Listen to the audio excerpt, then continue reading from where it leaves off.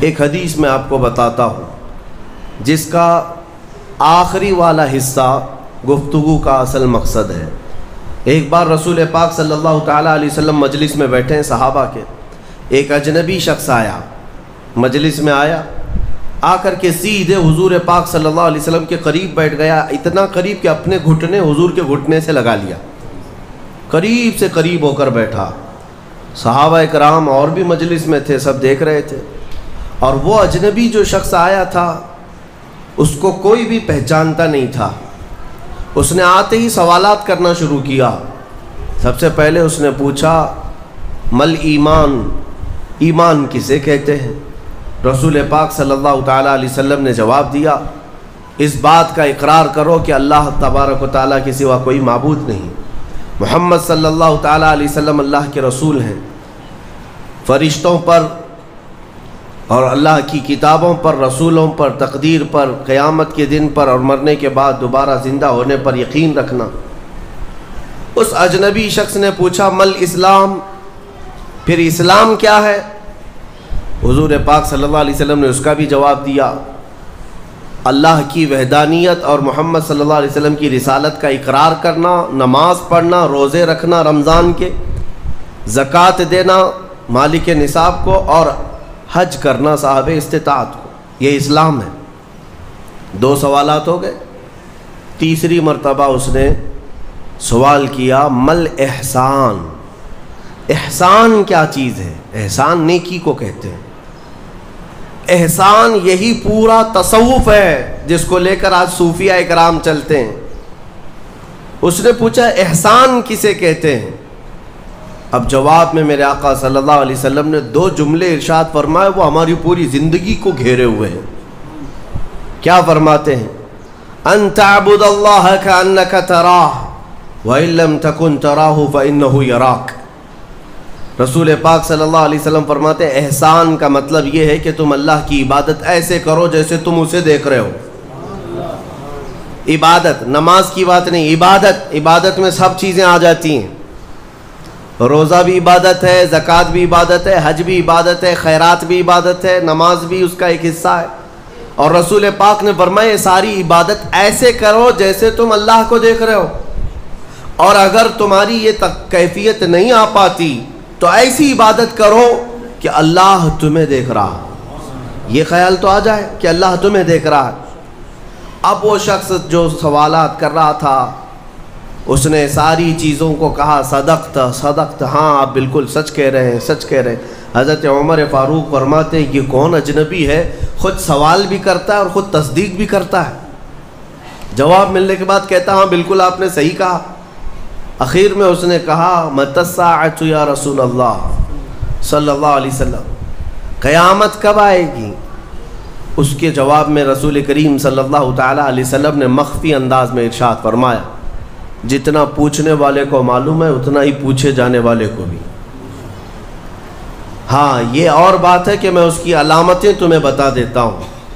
پھر فرمایا جب تم دیکھو گے کہ عورت اپنا سردار جننے لگ جائے، مطلب یہ ہے کہ ماں باپ پر لو بچے حکومت کرنے لگ جائیں، اور ننگے پیر چلنے والے نیچ ذات کے لوگ بڑی بڑی بلڈنگوں میں فخر کرنے لگ جائیں، بڑی بڑی عمارتوں پر فخر کرنے لگ جائیں، حکومتیں اور کرسیاں ان کے ہاتھوں میں آ جائیں، اور پھر جب تم دیکھو کہ گانے باجے کی کثرت ہو جائے، یہ دوسری احادیث کا مفہوم بھی اس میں میں آپ کے ساتھ رکھ رہا ہوں، زنا عام ہو جائے، تب تم انتظار کرو کہ قیامت بہت قریب آ چکی۔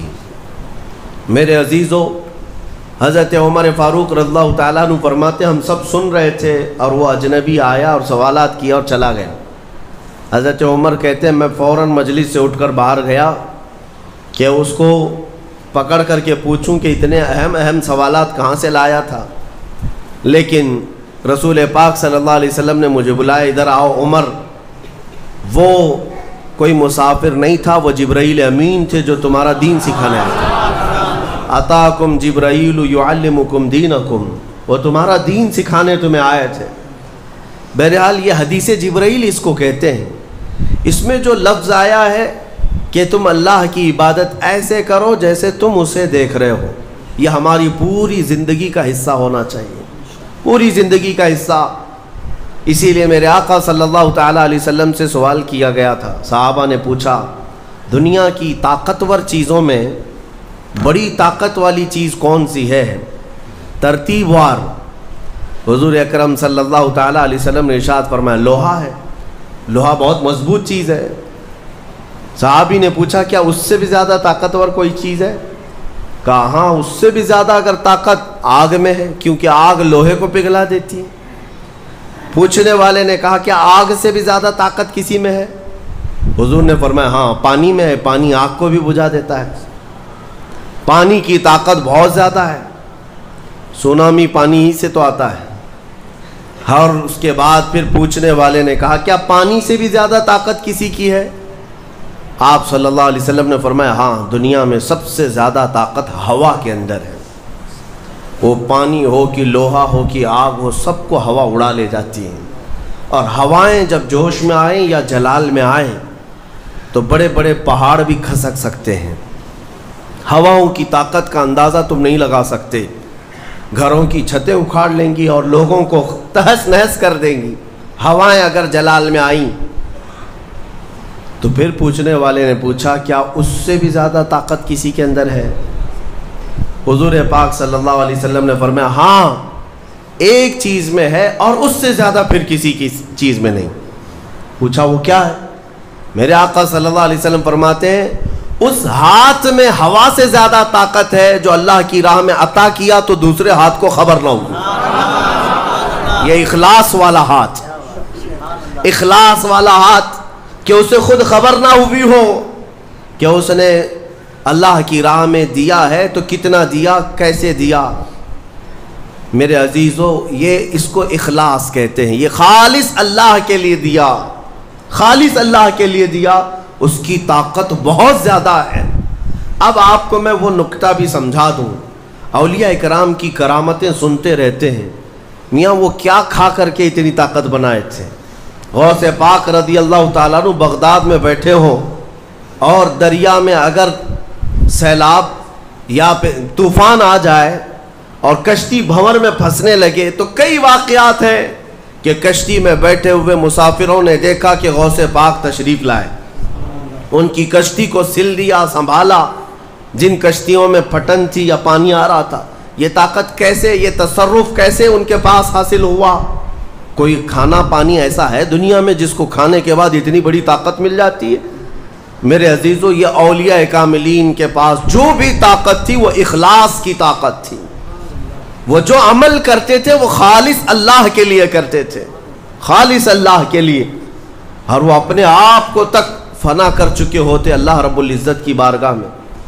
اسی لیے میرے عزیزو، ان طاقتوں کے سامنے دنیا کی کوئی طاقت ٹک نہیں پاتی، اخلاص کی طاقت۔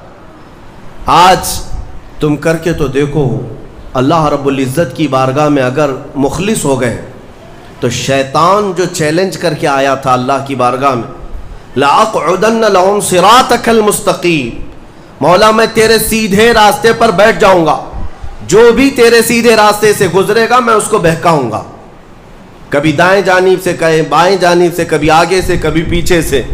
قرآن کی آیت میں بتا رہا ہوں آپ کو، 8ویں پارے میں اللہ نے فرمایا، شیطان یہ چیلنج کیا اللہ سے، قیامت تک تو مجھے مہلت دے دے، میں تیرے بندوں کو بہکاؤں گا۔